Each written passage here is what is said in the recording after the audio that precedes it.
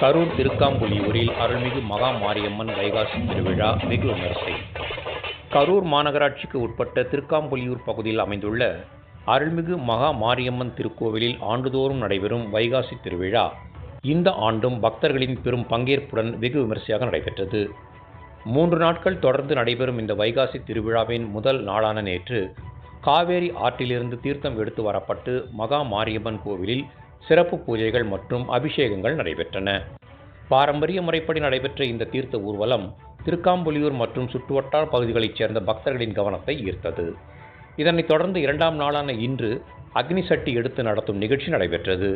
இதில் ஏராளமான பக்தர்கள் அக்னி சட்டி எடுத்தல், அலகு குத்துதல், பால்குடம் எடுத்து ஊர்வலமாக வருதல், சேர்த்து கோலமிட்டு வழிபாடு செய்தல் போன்ற நேர்த்திக் கடன்களை செலுத்தி மகா மாரியம்மனை பிரார்த்தனை செய்தனர். இந்த நிகழ்ச்சிகள் அனைத்தும் பக்தி மற்றும் ஆன்மீக உணர்வோடு நடைபெற்றது. திருவிழாவில் கலந்து கொண்ட பக்தர்கள் தங்களின் நீண்ட நாள் வேண்டுதல்கள் நிறைவேறியதாகவும், குடும்ப நலம், மழை வளம், நோய் நீக்கம் போன்ற வேண்டுதல்களை மகா மாரியம்மனிடம் சமர்ப்பித்ததாகவும் தெரிவித்தனர். இத்திருவிழாவை முன்னிட்டு திருக்காம்புலியூர் நண்பர்கள் பைக் பாண்டியன், திருக்கை நந்தகுமார் மற்றும் திருக்கை பாஸ்கர் ஆகியோரின் சார்பில் திருவிழாவில் கலந்து கொண்ட அனைத்து பக்தர்களுக்கும் அன்னதானம் வழங்கப்பட்டது. இந்த அன்னதான நிகழ்ச்சியில் ஏராளமானோர் பங்கேற்றனர். 3ஆம் நாளான நாளையும் சிறப்பு பூஜைகள் மற்றும் வழிபாடுகளுடன் திருவிழா நிறைவடைய உள்ளது.